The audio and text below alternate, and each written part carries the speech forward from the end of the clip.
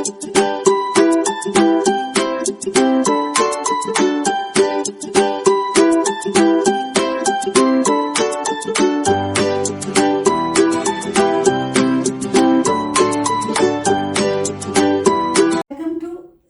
Kitchen. இன்னைக்கு சிம்மஸ் கிச்சன்ல என்ன ஸ்பெஷல் பார்க்கலாம் வாங்க.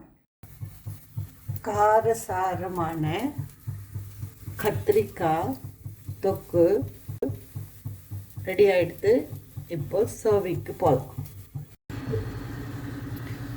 காரசாரமான கத்திரிக்காய் சட்னிக்கு என்னென்ன தேவை பார்க்கலாம்.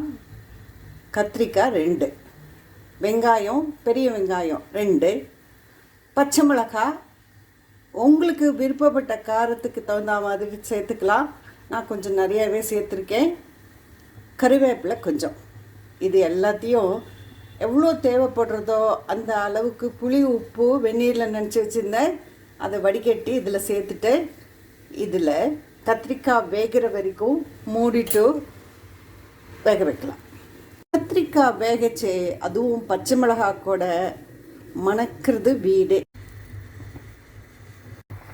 பச்சை வாசனை போக நல்லா கொதிச்சுடுத்து இந்த சமயத்துக்கு ஸ்டவ் ஆஃப் பண்ணிவிட்டு ஆற வைக்கலாம்.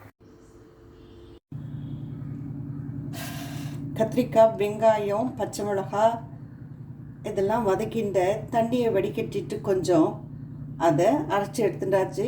இப்போது இதை கிளறி எடுக்கலாம்.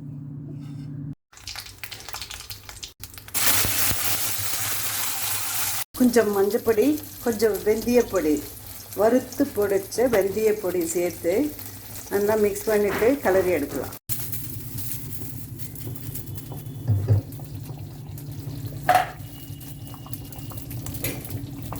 பச்சை வாசனை போக நல்லா கொதிச்சுடுத்து எண்ணெய் நல்லா பிரிஞ்சுடுத்து. இந்த சமயத்துக்கு அடுப்பை நிறுத்திட்டு சர்விங் பவுலுக்கு சேஞ்ச் பண்ணிடலாம். காரசாரமான கத்திரிக்காய் தொக்கு ரெடி ஆகிடுது. இப்போ சர்விங்க்கு போகலாம். சாத்தில் கலந்து சாப்பிடலாம்.